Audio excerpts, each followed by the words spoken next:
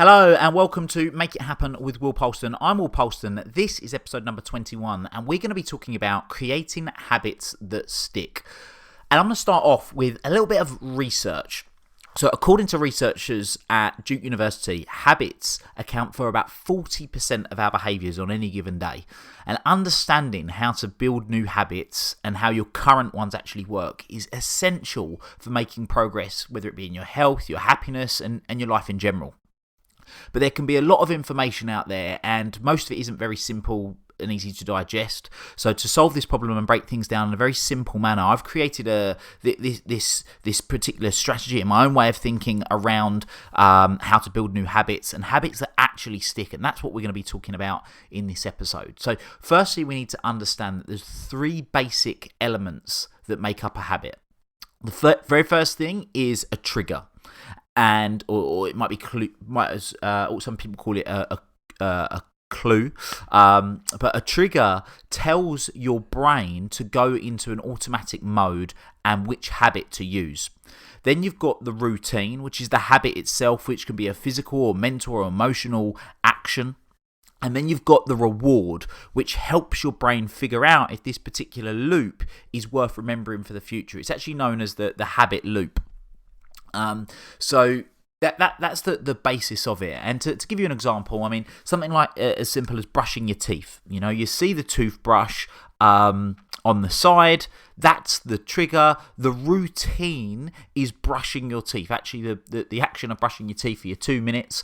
But then the reward of brushing your teeth is that nice feeling, that fresh breath feeling, that sort of smooth feeling when your teeth they don't feel furry anymore. So that's just a great example of how you create that habit. So what the body's looking for when we have these habits are the rewards. They're looking for the pleasure, and there's so many of these habits that we have that are operating on a subconscious basis every day. And when we break these steps down and we get clear on, well, what is the trigger, what is the routine, what is the reward, then we can really start to make those changes.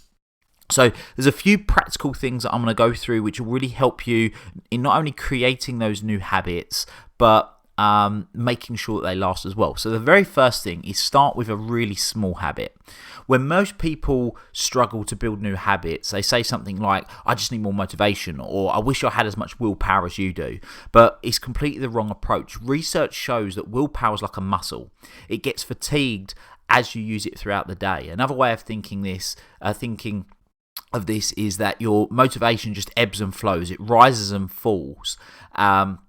And there's a Stanford professor called J.B. Fogg. He calls this the motivation wave. It just rides up and down. So to solve this problem by picking a new habit that's easy enough that you don't need motivation to do it, rather than starting, let's say it's going to be your push-ups, rather than starting with 50 push-ups a day, start with 5 push-ups every day.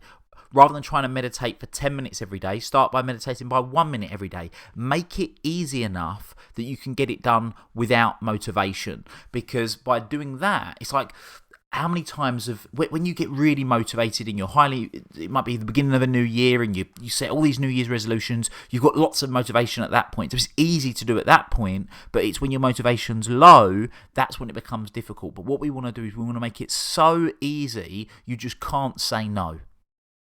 We want to make it so easy you can't say no. You're like, I'm going to do this no matter what, and that's going to help you embed that habit. The second thing that you can do is increase your habit in very small increments. So you'd be amazed at how these tiny percent improvements add up so fast. But also, so do tiny percent declines. So rather than trying to do something amazing from the beginning, start small and gradually improve. Along the way, your willpower and your motivation will increase. That muscle's going to build, which will make it easier for you to stick to your habit for good. Albert Einstein called this compounding effect the 8th wonder of the world. And it really is incredible.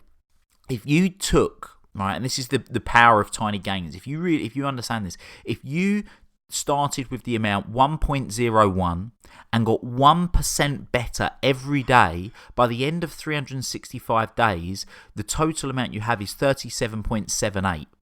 But if you started at 0.99 and got 1% worse every day, you end up at 0.03. That's how much these tiny incremental increases can have a positive impact, but obviously the tiny decreases can have a detrimental impact as well. Jim Rohn once said, success is just a few simple disciplines practiced every day, while failure is simply a few errors in judgment repeated every day. It's so powerful, so powerful. The third thing that you can do, as you start to build up, break habits into chunks.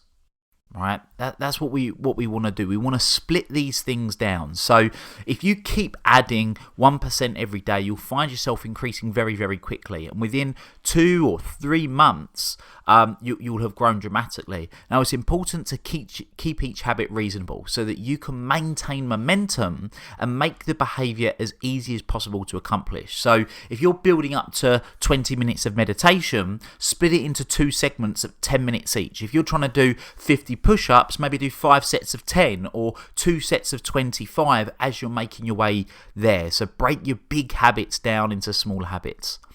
The fourth thing you can do, and this again is a really important one to bear in mind, is when you slip.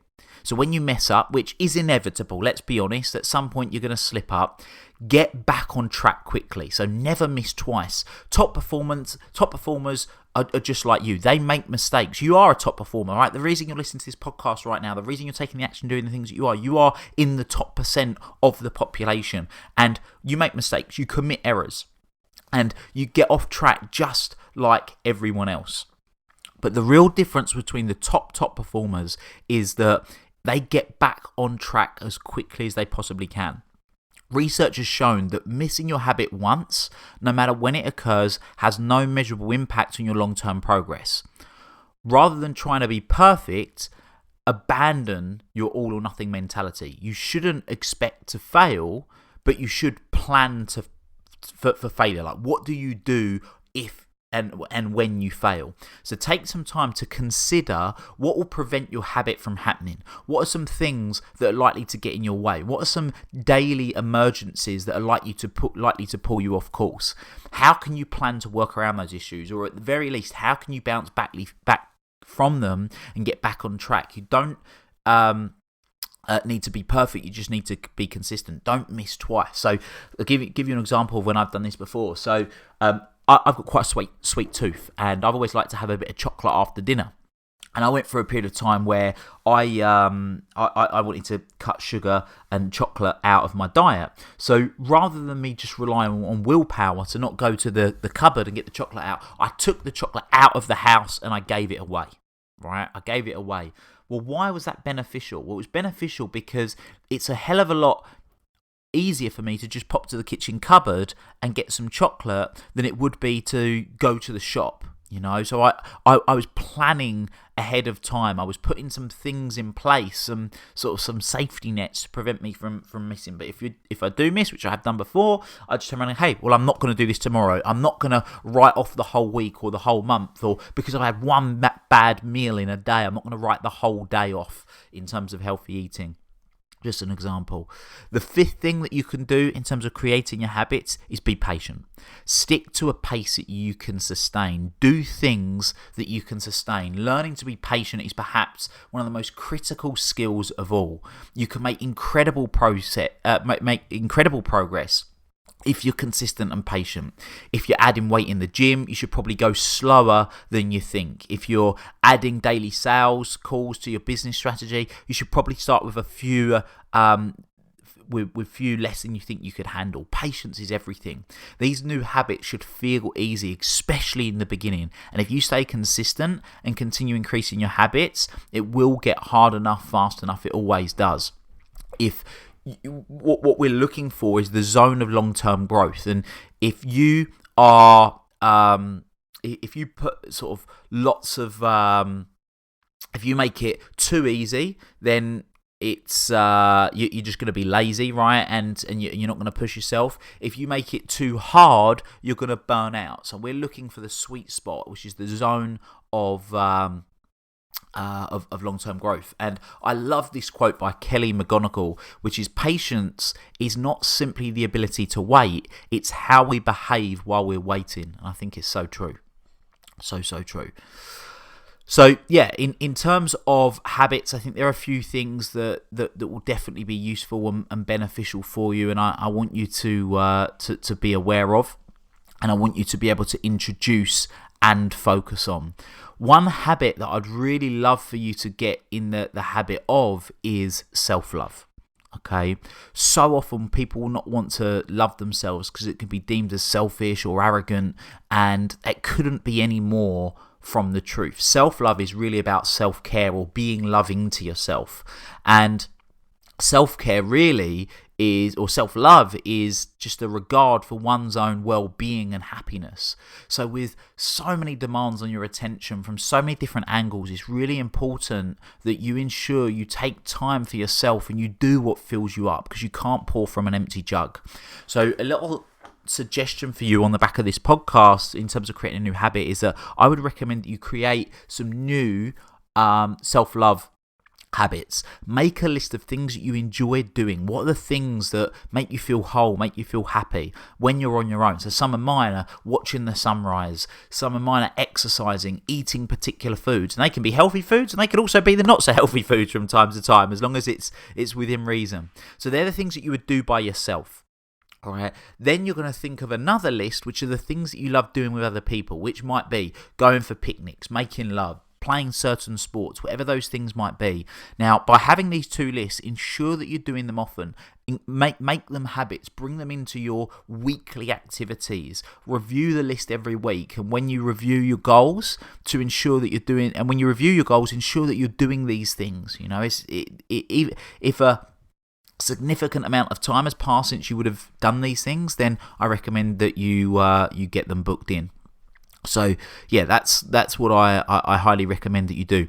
What I'm actually going to do in this particular podcast, in this particular podcast episode, is I'm going to pop one of my resources. It's called a habit tracker, and it's a habit tracker. It's something that you can download. It's a resource that you can use. I'll put it in the show notes. So if you want to download it and print it off and use it to help support you with your habits, then you can do exactly that. If you've enjoyed this podcast and you found it useful, please leave a 5-star review. And also, I'd love for you to come and join us in the Make It Happen community and let us know how you're getting on with your habits. Until next time, make it happen. Thank you for listening to this episode of the Make It Happen with Will Polston podcast. Make sure you join Will's free Facebook group, the Make It Happen community. Please support the show by subscribing on iTunes, Spotify, Stitcher, SoundCloud, or Google Play. Share this episode with at least one friend you think would benefit from it, and give Will a 5-star review wherever you download your podcasts. Until next time, make it happen.